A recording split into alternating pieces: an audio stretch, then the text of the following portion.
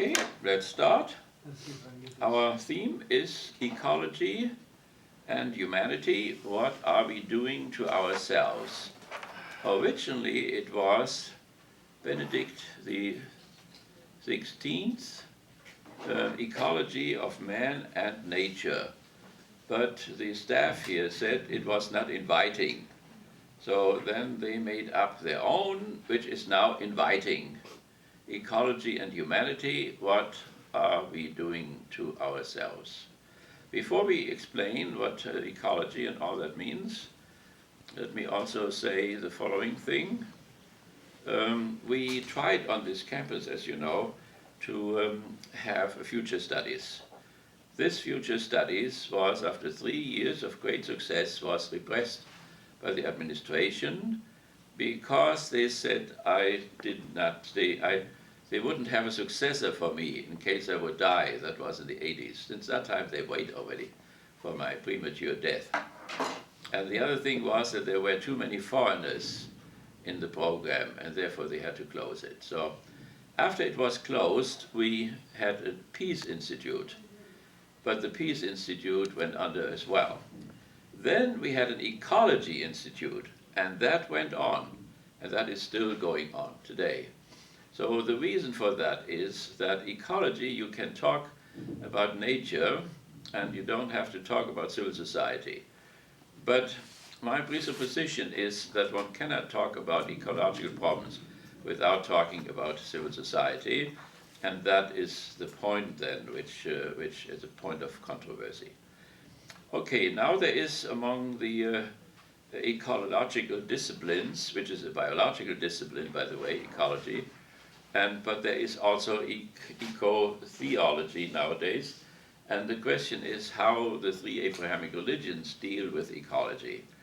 And of course the text which we want to start always with would be then the Genesis. So the creation myth would be the starting point for an Islamic or for a Christian or for a Jewish ecology. So I will read some of that, and there is some word which comes up all the time, which we want to emphasize. This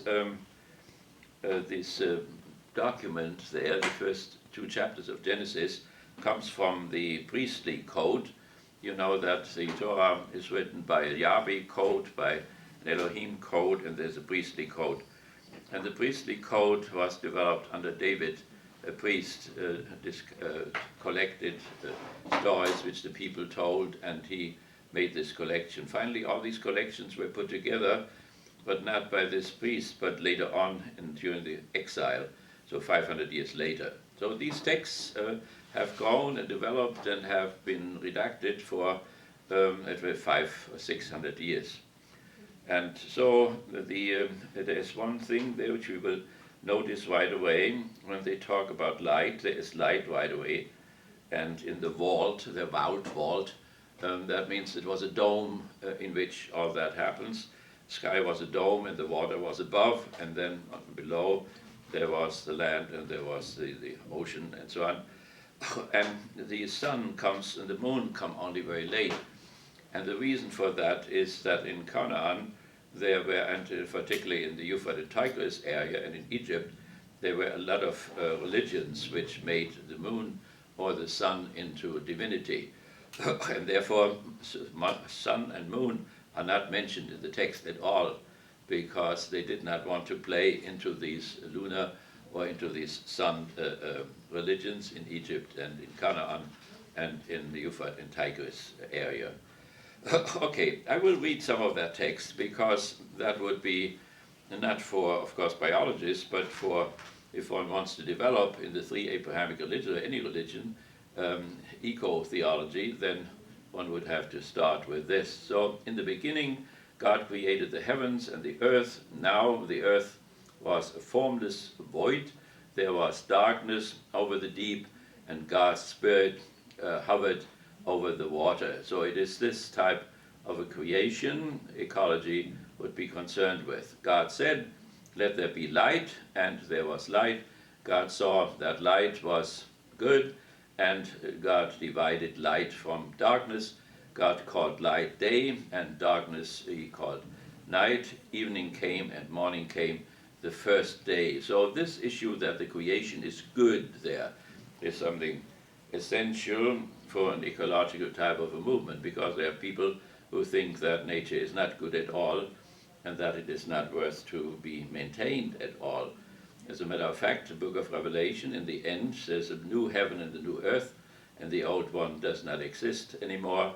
So that could not motivate an ecological movement. The only ecological motivation we would get from the first chapters of Genesis and the first chapter of John. We leave that for the next time. That one here, the Jewish document, is enough.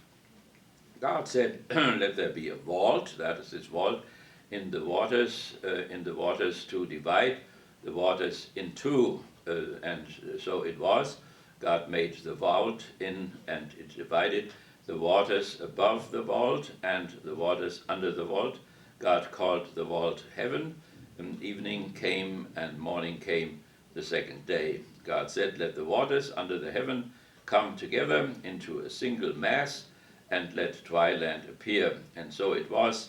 God called the dry land earth, and the mass of waters seas, and God saw that it was good, and it was all good, but now it is polluted. That is the ecology problem. God said, and let the earth produce vegetation, seed-bearing plants, and fruit, and trees bearing fruit with their seed inside on the earth. And so it was. The bearing fruit with their seed inside in their several kinds. God saw that it was good, so this is this whole optimistic view of creation, and if it was not so optimistic, it could not be a motivation for the ecological movement. Evening came and morning came the third day. God said, let there be lights in the vault of heaven to divide day from night, and let them indicate festivals, days and years. Let them be lights in the vault of heaven to shine on the earth. So they are not named sun and moon. And so it was. God made the two great lights, and again they are not mentioned. The greater light to govern the day, the smaller light to govern the night, and the stars. God set them in the vault of heaven to shine on the earth, to govern the day and the night, and to divide light from darkness. God saw that it was good. Again, he affirms what he has done. Evening came and morning came the fourth day.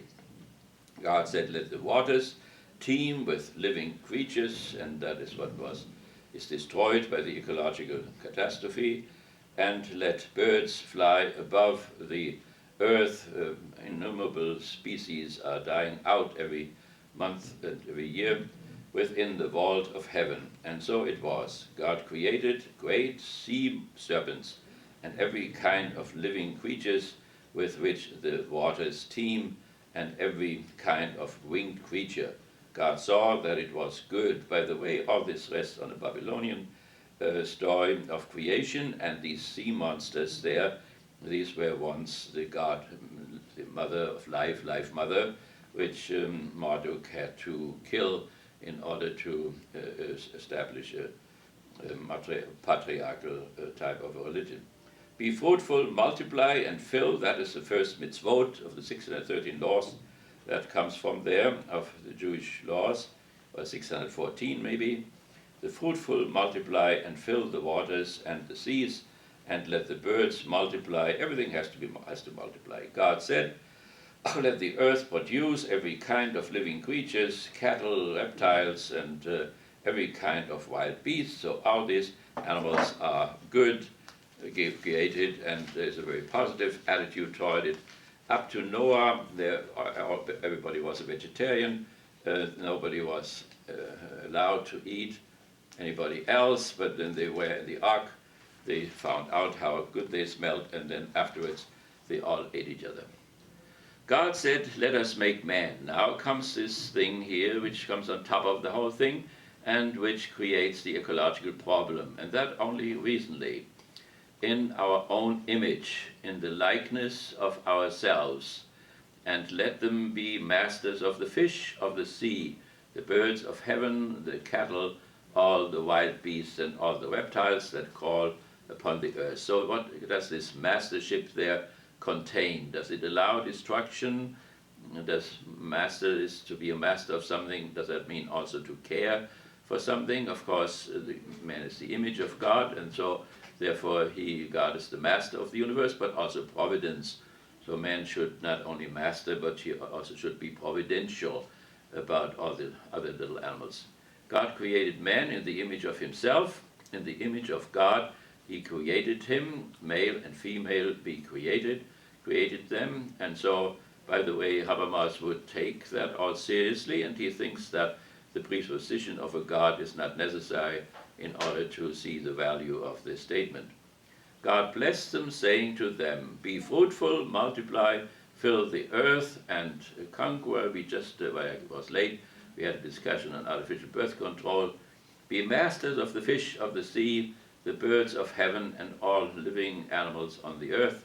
God said, "See, I give you all the seed-bearing plants that are upon the whole earth," so man becomes a guardian of all of this, "and all the trees with seed-bearing fruit.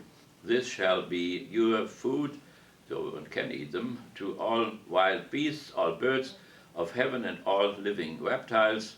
On the earth I give all the foliage of plants for food." Foliage of plants, not other animals. And so it was. God saw all he had made, and indeed it was very good. Evening came and morning came, the sixth day. So the main thing is that that has been challenged throughout the history of Judaism and Christianity. There's the idea of the demiurge, that a good God could never create such a bad thing, but that has not been accepted. There is Manichaeism, which divides the whole thing up in the God of creation, who is a bad God, Ahriman, and the God of New Testament, which is Ahura Mazda, which is a good God, and so on. All these things have been rejected as heretical. So the church in which we are here, and so on, has a positive ontology and a positive idea of creation. So that is our presupposition. Of course, one can take any other. One can start out with biology or sociology or whatever.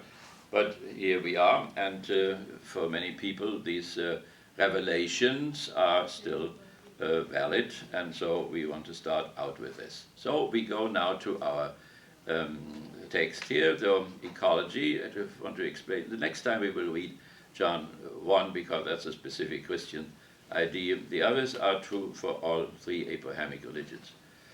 Okay, during our discourse during the semester is about ecology. So now what does ecology mean? We understand discourse, first of all, as always, as future-oriented remembrance of human suffering, now also of animal suffering, plant suffering.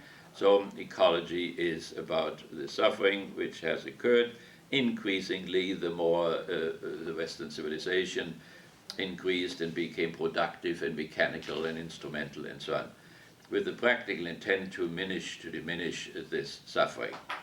We are particularly concerned with the ecological suffering. Ecology comes from the Greek word oikos, O-I-K-O-S, that means the house. So ecology has something to do with the house, and it comes from logos, which is the word, talk, discourse. So it is a discourse about the house in which we live, our civilization. We are mainly concerned with eco-theology, and we started out with eco-theology and then with eco-ethics, but we can bring any other ecological ethics in as well. Now, today, ecology is a branch of biology, first of all, and it is concerned with the relationship between the organisms on one hand and their environments. So environmentalism has something to do with ecology. Or it is a set of relationships between an organism and its environment. Ecologists speak of a balanced environment, and they say today that our environment is unbalanced. Eco is used as a prefix of innumerable things and often deals with pollution, issues which deal with pollution. So we have eco-activity, to be active in terms of healing eco problems. We have eco-metabolism, That is the metabolism which Marx talks about between man and the environment. So when Marx speaks about the alternative future number 3, the free society or just society, the classless society, he says freedom on the basis of natural necessity and economic necessity. So this metabolism is necessary. We have to eat, we have to drink, we have to have clothing, we have to have housing, oikos, so we have to have healthcare and so on. And this is not possible without this continual exchange between us and the environment. So when I teach the class over there are people working over there outside of the window. They have a big tractor there. Sometimes they are there, sometimes they are not there. But there one can see that these tools there with which the workers work, these tools change nature. They make a big hole there, they want to build something there. So this instrument is able for us to dominate nature. At the same time, the one who owns that machine, who is not there, of course, he's swimming in Florida, and while this machine there digs deeper and deeper into nature and kills all the worms and whatever is there. And of course, the one who controls these machines controls nature, and therefore also controls the people who sit on this machine. That is this double domination. Therefore, we can bring Marx in here very much. He has a lot to say without ever saying anything about ecology. He has to say a lot about this relationship between us and this metabolism between us and nature and these instruments of production. And then you have to add, of course, the private property of these means of production, which is about 10,000 years old and has become a habit and is hard to think against. That is the difficulty of Marxism. And so, nevertheless, this is the constellation. We have this machine as a starting point, a tool, any tool which have been created in the last 100,000 years. And with these tools, we are digging into nature. The one who owns this, he puts nature between himself and nature, because the tool itself has been made out of nature. So he puts the machine between himself and the nature, and he uses the man, the worker, as part of the machine, and puts both of them between him and nature. So therefore we see that our title is wrong up there. I did not make it up. They gave it to me. What we are, or what are we doing? We, who is the we? Humankind, humanity, which is mentioned there, has no subject yet. It is not a subject yet. We are not even, as far as this nation is concerned, a subject of which we could say, what are we doing to ourselves? The question is what the ruling class is doing to ourselves. That means those who own the means of production, therefore own the control over nature and the control over the people whom they use to use these machines. Okay, so that is what, of course, destroyed the balance in the environment. It is destroying it more and more. That means capitalism has a tendency to destroy the very basis on which it rests. Example, Dubrovnik is a good example where we want to go, where I talked with people there and they told me that the city was going under, and so on. So, but what does that really mean? Every day 12 ships are coming to Dubrovnik with 2,000, 3,000 people on it. These 2,000, 3,000 people are walking through the old city. And of course there are guides, and you can see from the stupid faces that they don't understand a thing what the guides say. But they take the air out of the city. They let people not come to rest. They walk through the city up to 12 o'clock at night, and they come again from the ships. They have little boats. They come in and then they start already in the morning and so on. So people cannot stand it anymore in the city, and therefore they move out. And the old city, which was defended against the Serbs, which Napoleon marched through once but was never otherwise conquered, that is now going to pieces. Now, what could one do about it? We always want to think about solutions as well.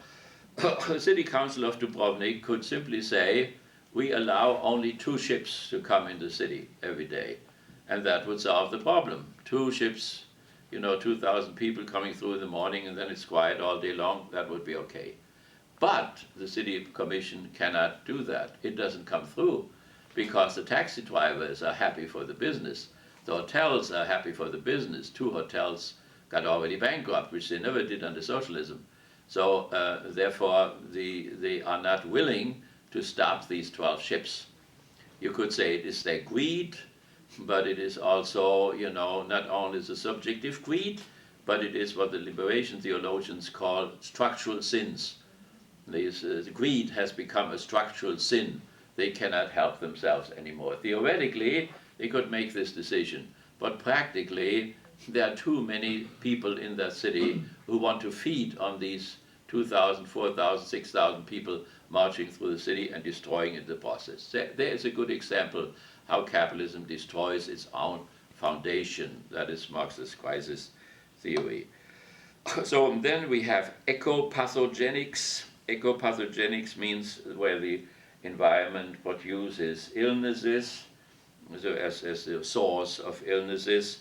There is eco-politics, and you have that, of course, this country, all the people in the Democratic Party who have this idea that something has to be done about global warming. And you have the green parties, of course. We have some here, but Europe and Germany, they are very strong. And so it has really become a theme in terms of eco-politics. Then you have eco-theology, which we have mentioned already, eco-ethics. And there are many times that eco is made a prefix of something. Other words are connected here, so for economics, of course. Economics, let me just mention that. Eco means the house again. Nomics means nomos, the law. It's about the rules of the house. The house father has to set up certain rules in the department or the house so that things go well. He has to create an ecosystem outside of his house, the trees, the squirrels, the birds, and so on. And they have to balance each other, and man is, like the Bible says, there is the guardian of all of this. He's the master, but also the guardian. He's responsible for that. So that is economics, and all the words which hang together with economics. So other words are eco-catastrophe. So a tsunami, for instance, can be eco-catastrophe. Haiti, the earthquake, eco-catastrophe. Japan, Fujiyama, there was an eco-catastrophe, and you know that all of Germany will phase out all its atomic energy things. There is in the Ukraine the catastrophe which happened before there. So these are all eco-catastrophes. Destruction of it means the destruction of the ecological balance outside caused by man, and that is important now. The conservatives would say, well, there are these changes going on, but they have nothing to do with us. And that us is, again, they have nothing to do with civil society, with capitalism, with the production of capitalism, with producing not only for needs, but for needs which do not exist and which are artificially made by it, or the whole finance capital. This is a crisis of finance capital, where you have no commodity really except the commodity of money. You make money for money like George Soros and so on. So you speculate on currency differences and so on. So that's a whole world in itself, but it can have tremendous influences. So man is most important for us. Whatever other changes go on, which are not man-made, is not our concern here at this moment. There is the word ecocide. Ecocide, eco-C-I-D-E, willful destruction of the natural environment, as for instance by herbicides in war. You know the Vietnam story, where we sprayed herbicide all over the forest to deforestate so that we could see General Giap's armies moving. And of course you know that many of our own soldiers became ill and they have gone to court and they have died in the meantime and so on. So that is herbicide as a particular element, but it's practically true for we destroyed the whole infrastructure of Iraq, and so not only the cities or whatever, but also whatever trees, vegetation, so all that, with this bombing, all that goes to pieces as well. So then we have eco-geography, so that would be geographical aspects of the ecology science.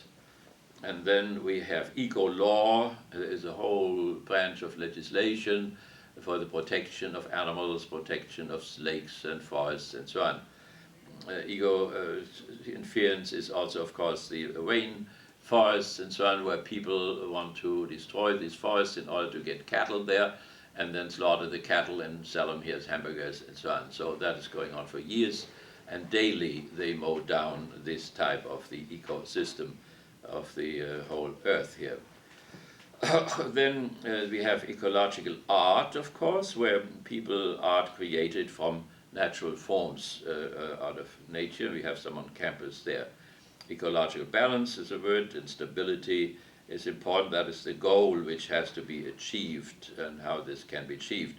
We are 9 billion people soon on this earth, and that is an enormous ecological problem, of course, to restabilize things around us. So resulting then the stability of an ecosystem resulting from interacting processes of its components. So when you look in your garden, the components are the trees, the grass, the flowers, the birds and so on, and they all interrelate to each other. Every day when I rest at noon, there comes a little squirrel. It goes down under the porch there and gets things, material which is stored in fall, and brings it up and sits on this veranda there, and as with both hands eats that up, and then afterwards it falls asleep. So while I am sleeping, it is sleeping there. When I wake up, it wakes up and runs away and comes back again next day, almost around the same time. So that is the relationship between us and the world around us. So the question of ecology is how we make these little squirrels and other things there, how we make them comfortable around us and don't slaughter them. The problem is, of course, why this was attacked by so many thinkers through the time. This optimism is that each organism, of course, has first a form, and then each organism has an assimilation process. So the eyes, so the ears, so the hands of the little squirrel and so on, we assimilate things and eat them up and so on. So it is this assimilation thing which produces the problems, where every organism, in order to keep itself alive, has continually to eat other organisms, plant organisms or animal organisms. That, you could say, makes the thing such a hellish place, because it climaxes in other slaughterhouses, and we have that slaughterhouse there in the next town here. And of course huge slaughterhouses in Chicago, which have been described by novelists and by Brecht too. There were the St. John of the Stockyards and so on. But as you know, we are not sensitive for this. We eat that stuff, and it doesn't look like. I always want to have fish. We don't smell like fish anymore, so we try to forget where they are coming from, and we have desensitized ourselves, and that all these things are unconscious. Now, enlightenment means to make the unconscious conscious, and ecology is part of this enlightenment movement. We make conscious to ourselves what we are doing, first of all, to the other things, and as we destroy the other things, we finally also destroy ourselves in the process. That is what the title of our ecology thing there means. So then there are, of course, the ecologists, and these are the specialists in ecology, and we have a lot of them on campus. One is even one of our Catholic professors here, has already made some ecological changes. You'll see Miller Auditorium, there are these walls where we gain electricity, and we have done that also in the Dusthill Park, I think. So he does all of these things, and they plan ahead for 50, 60 years or whatever. And now we are setting up, the medical school, which will, 40 years from now, will bring billions to the town. And right away they have ecological considerations, and we discuss them in the Senate, and then we discuss them also in the Union, but most of all in the Senate. So there's a lot of these things going on around it, and the question is if members of the three Abrahamic religions have sufficient theological motivation to participate in this, because obviously the ecological problem was not discovered by religious people. It is the secular world which became aware of it, particularly also from the Marxist point of view, and then only very recently the religions became aware of it.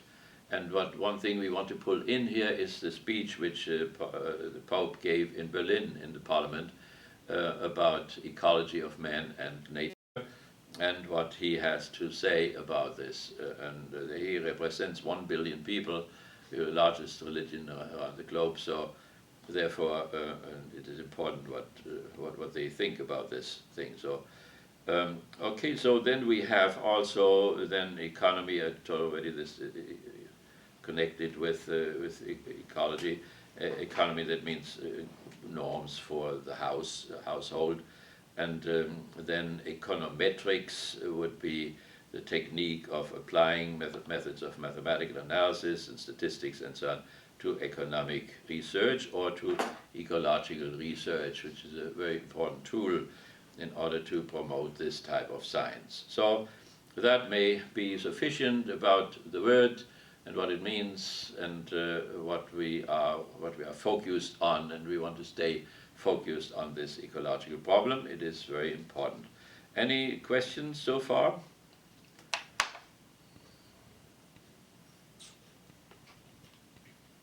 We want to make it a discourse as much as possible.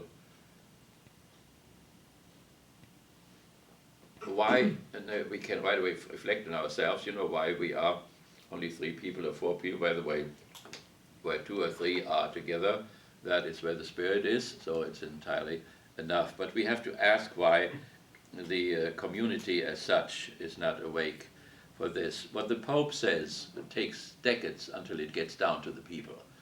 And the people, particularly in this area, are very much backward, not only in the general education, but in their religious education as well.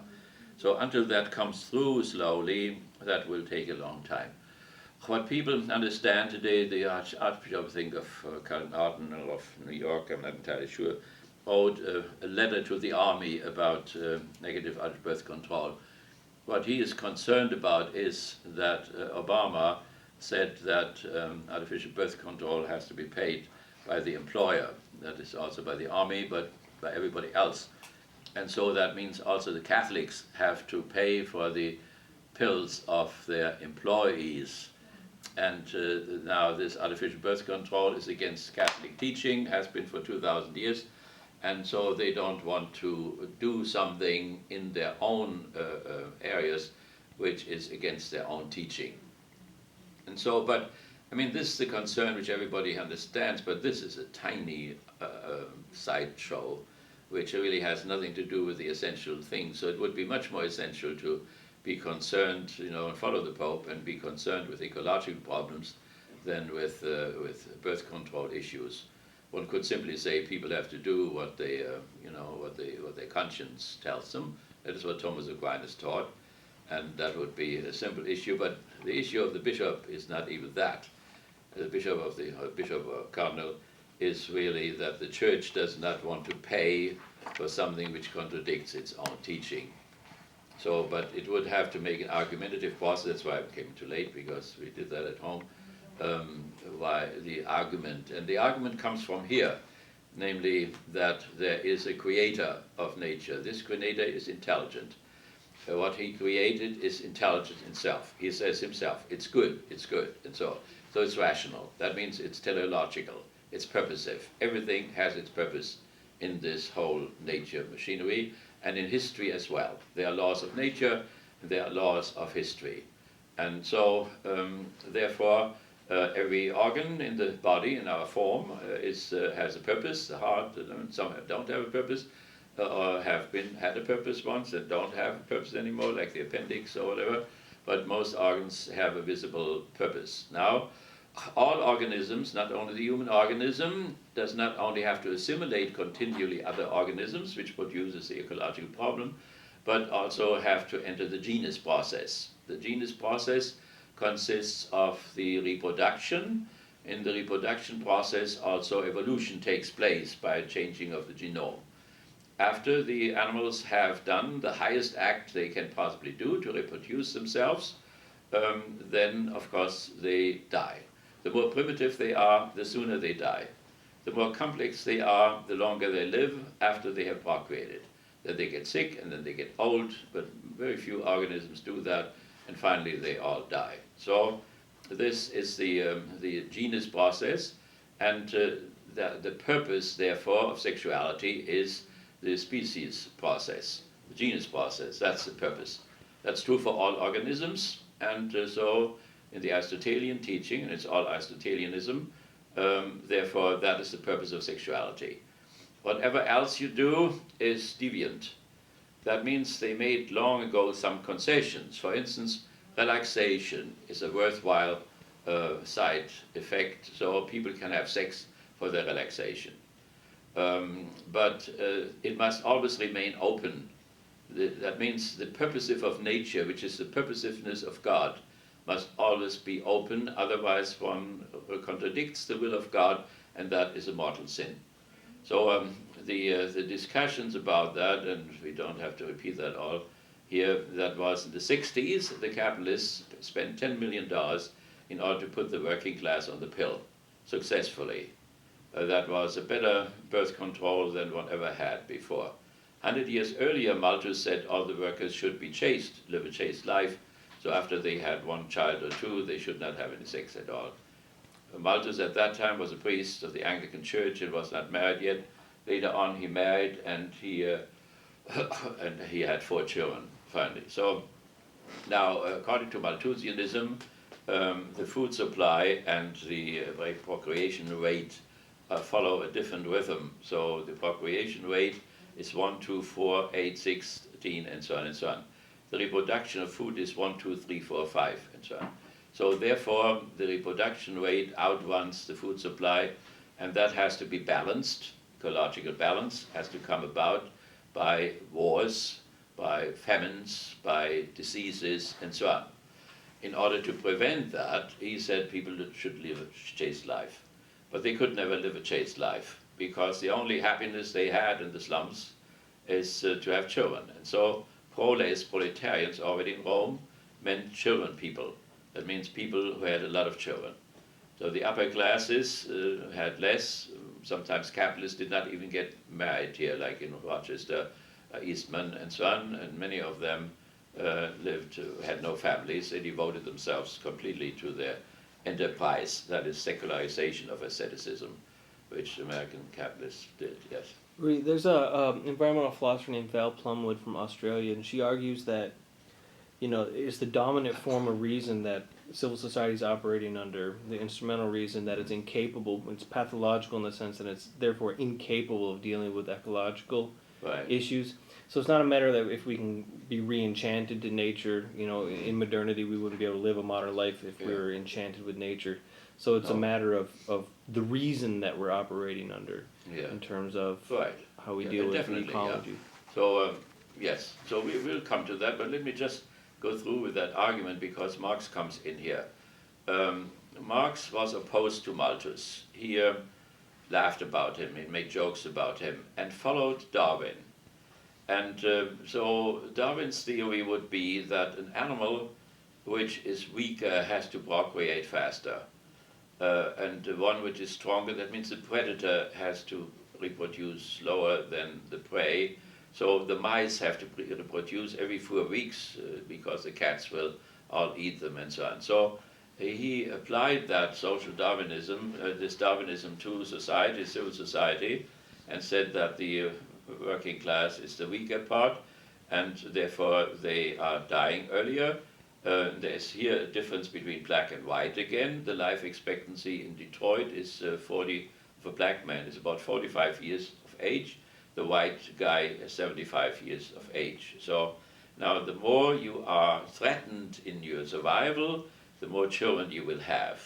That is even supported, by Jesus' argument.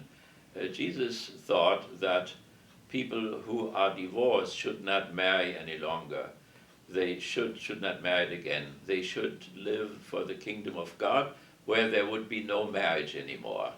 That means in the kingdom of God, people live forever. Therefore, there is no need for marriage.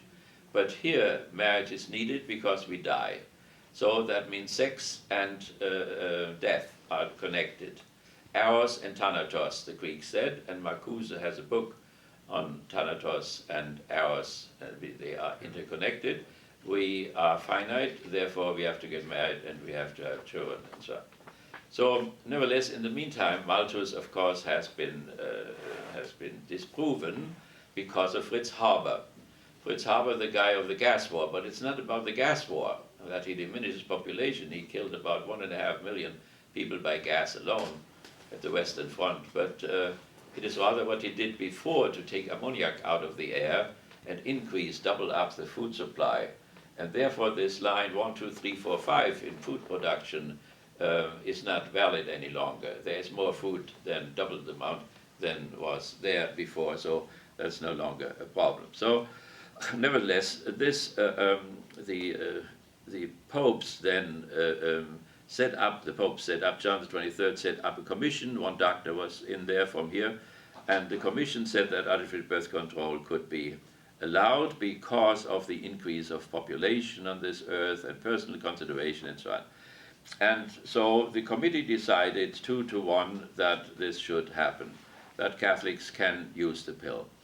And then came they opened up for modernity. They opened the windows up in the Second Vatican Council, and a huge wind went through the whole thing. And then 60,000 nuns left and get laicized, and 70,000 priests, or whatever the number was. And Paul VI was frightened stiff, and he became neurotic, and he wrote this encyclical Humanae Vitae, on human life, the first part of which was adequate. It was a change of the Aristotelian position, namely that the individual is not only a point through which the reproduction rate goes, but the sexuality can be an expression of one's love and one's tenderness and so on. So the subject is more important in a certain sense than the species. According to the real nature, every individual death is a victory of the species over the individual. But there was something Christian coming through, the infinite value of the individuals, and the lovers can use sexuality and are not only used by sexuality for reproduction, but they can use sexuality in order to express themselves. But the second part of the encyclical, and people are upset about this now, I don't know, because they came to me down in the food dance there.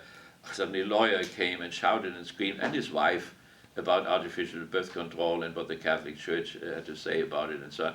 I don't know why that suddenly comes up in people. So nevertheless, but the second part held on to that what we just said. There is the creation. God created all things rationally. Everything has a purpose. The purpose of sexuality is the reproduction. And so while on one side they emphasize individuality and subjectivity and so on the other side they held on to the objective things and partially thinking in terms of the organism, the form, the assimilation and the genus process, but also thinking in terms of the family, the lovers, poverty, and the children and the education of the children and so on. So the purpose of the organism is to reproduce biologically. The purpose of the family is to have children, to educate them and send them into civil society as workers and so on. So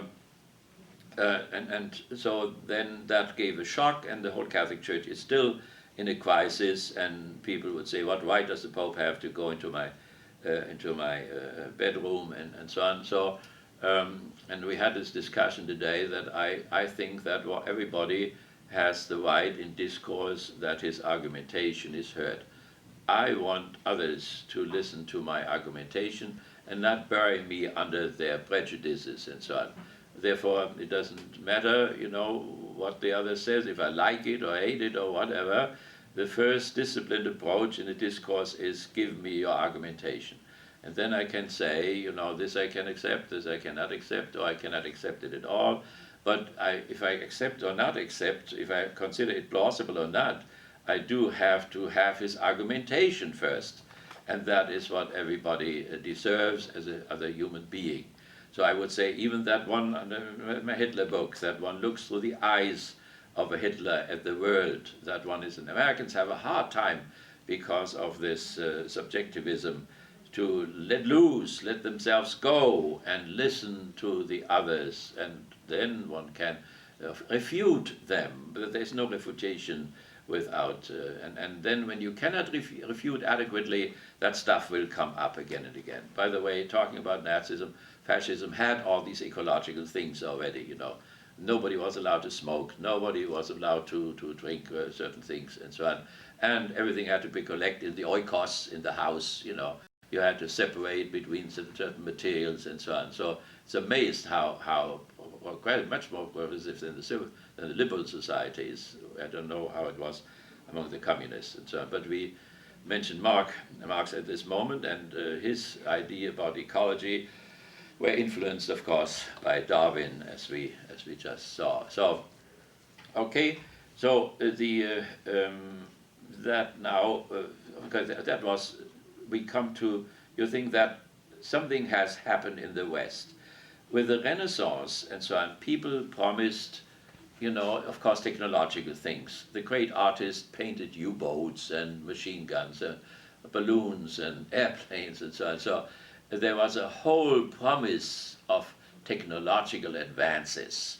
By the way, why the masses in the West could be persuaded to go the way of modernity was that modernity contained in itself all these promises, which, by the way, for the Near East is not true today, because all what we can promise the Iraqians, we have stolen 2/3 of their oil wells. 1/3 belongs still to them. That is what we paid $900 billion for.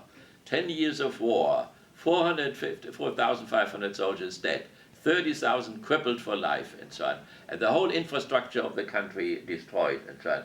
But we got something out, and in the long run, it will you know, accumulate wealth, and so on. 2/3 of the place there, and so on.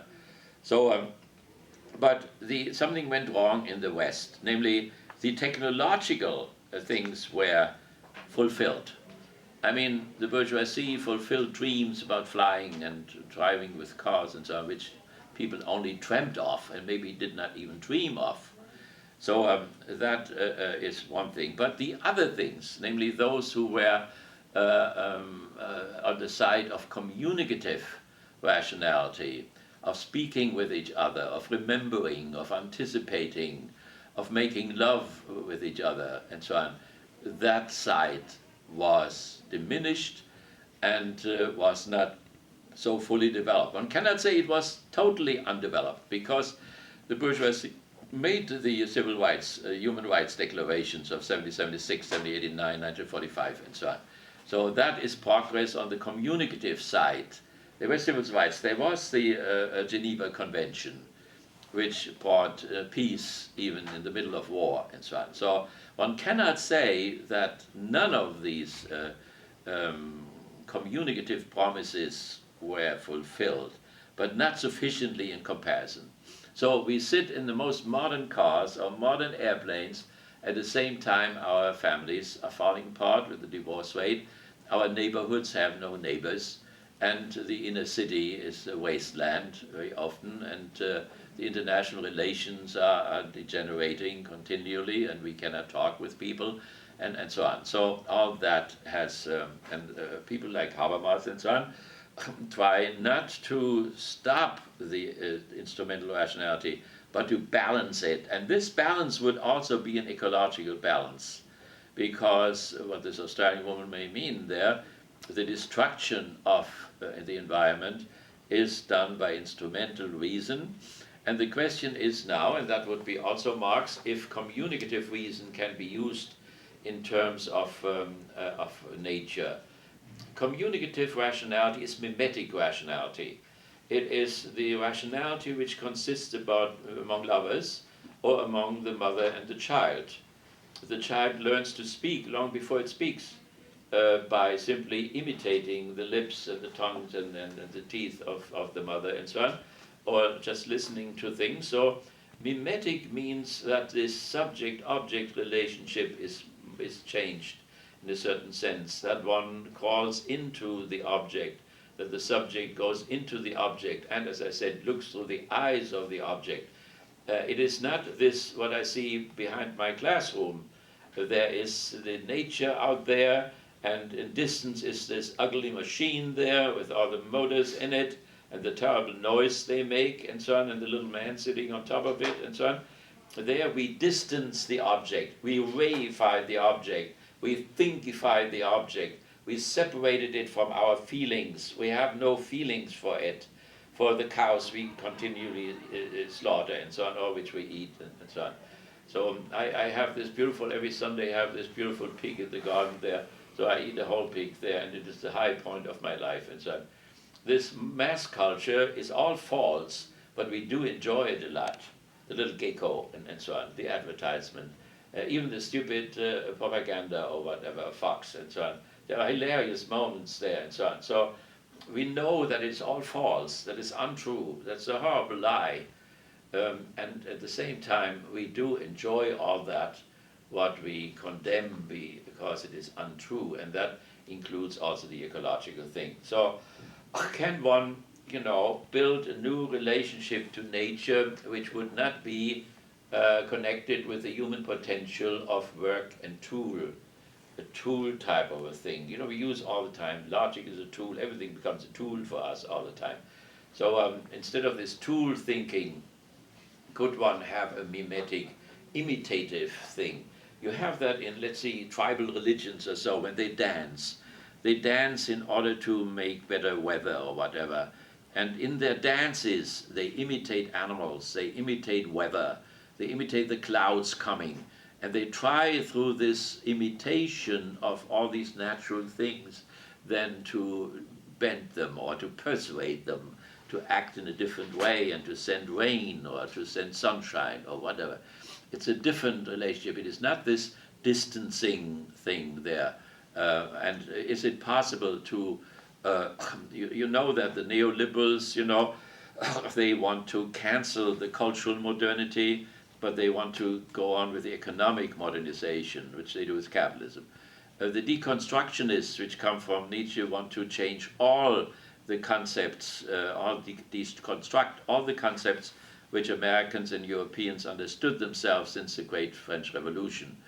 And the critical theorists think that modernity still has some promises, that not only technological promises, but also other promises in terms of this communicative mimetic rationality, and this, to a large extent, the work of Habermas and all his friends and students and so on in Frankfurt. So, okay, very good. So we bring that in, and whatever you read or whatever, from authors about ecology, we can bring that into our discussion.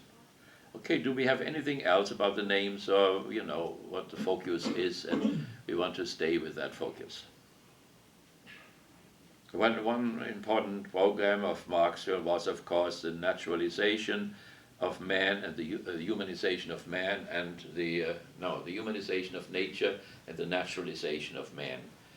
That is the critique, that we are either not humanized nature or not naturalized human beings. In the porno business, you have a naturalized human being, but it's not humanized and so on. So that would be a balance, of course, between nature and man. It is not aesthetically to distance oneself. The Abrahamic religions produced a large distance between the animals and ourselves.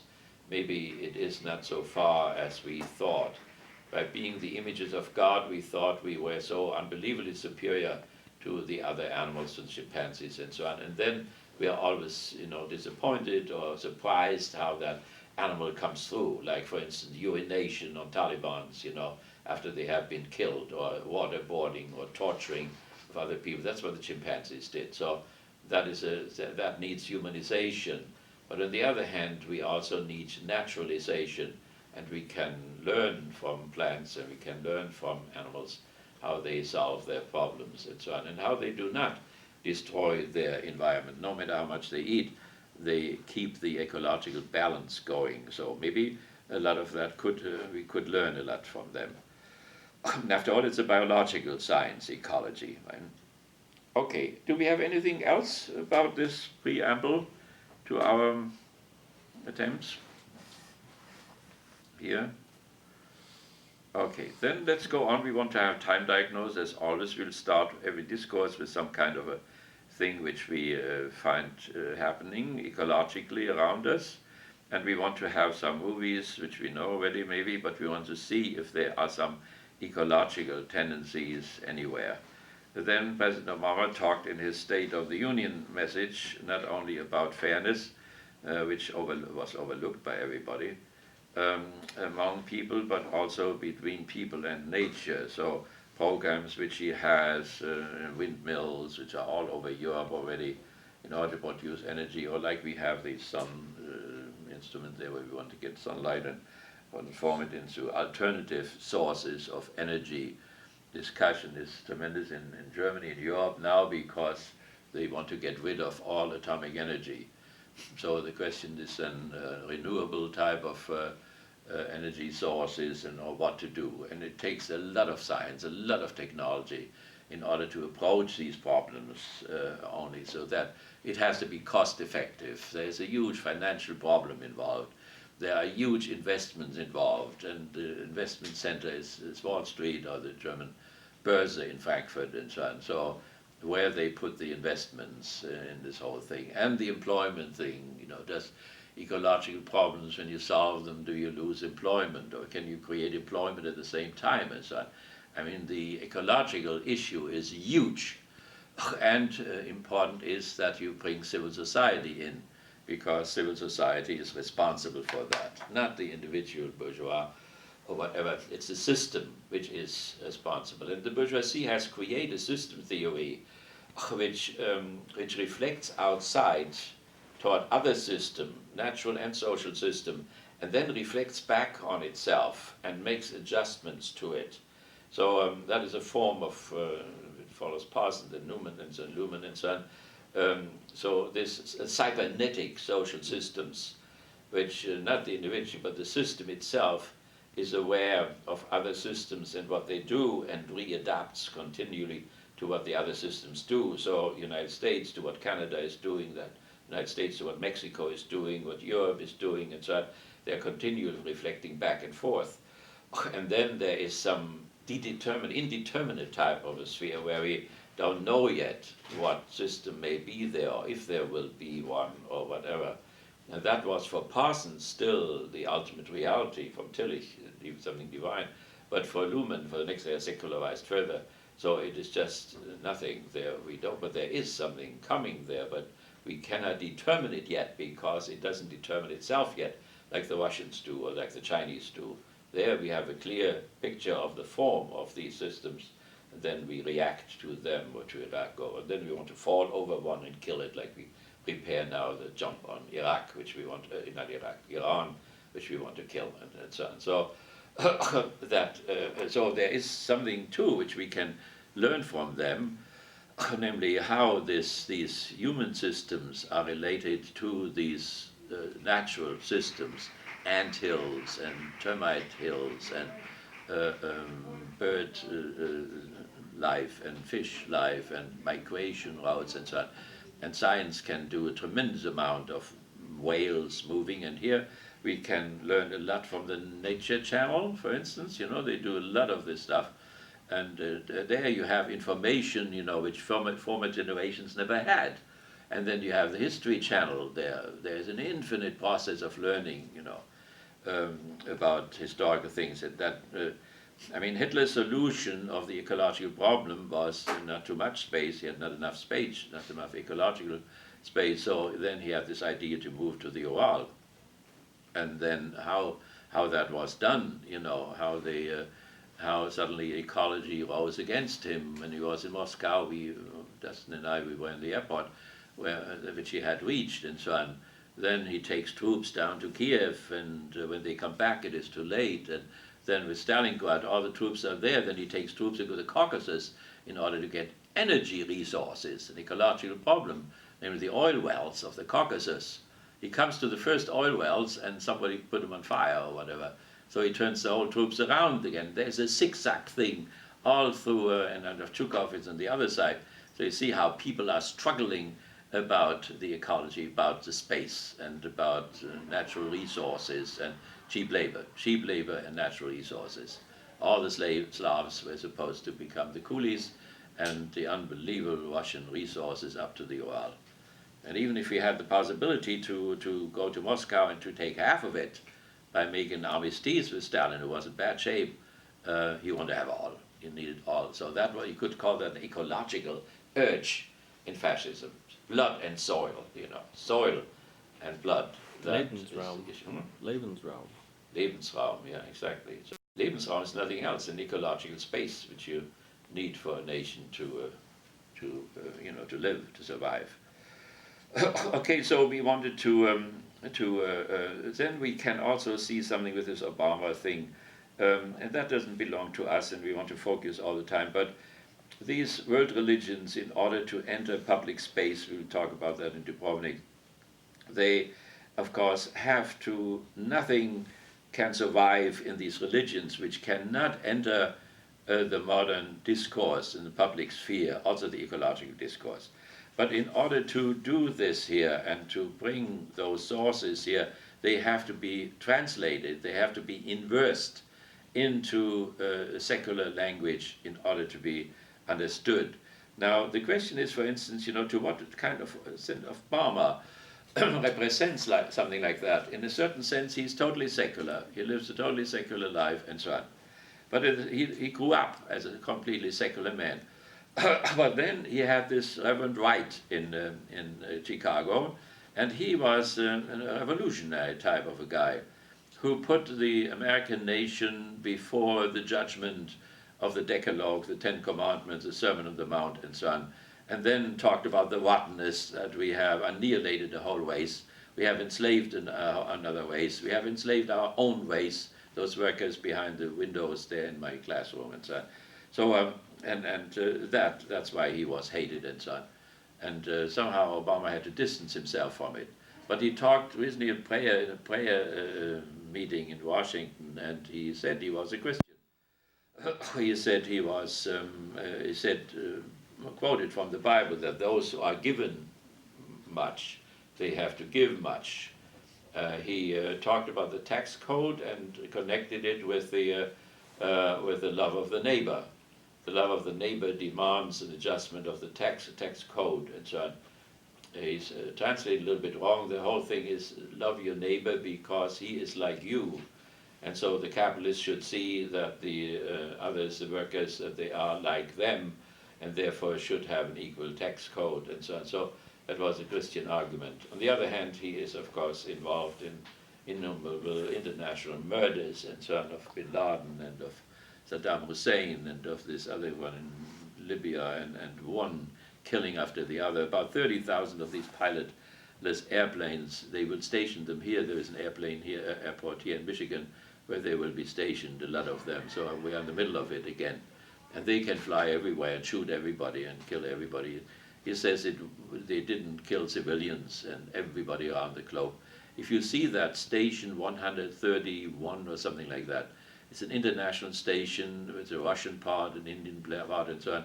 When you want to get closer to the truth than you can hear, there you are. I mean, these people, have a wider type of a view, and sometimes there are real true sentences which they say, which are it's a very, refreshing type of an experience. So that we bring in whatever we hear there. So, but the man of the future, the religious man of the future, may very well be a totally secularized person who nevertheless still has some religious motivation. That means he rescues, he translates certain material from the potentials from the sacred writings and translates them into a modern context. That is how religion could possibly survive.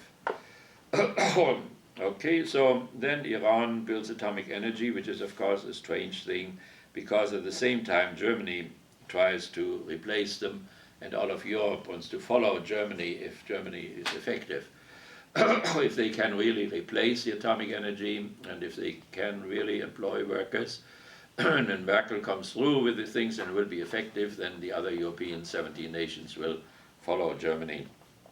So we could ask why Iran, insists, they say they will not build the bomb, but why they insist to have these atomic complex is when at the same time other nations see how dangerous they are ecologically. Maybe they don't have enough ecological understanding yet. You know, they are part of the anti-atomic proliferation treaty, Iran is, so I don't know why they don't see the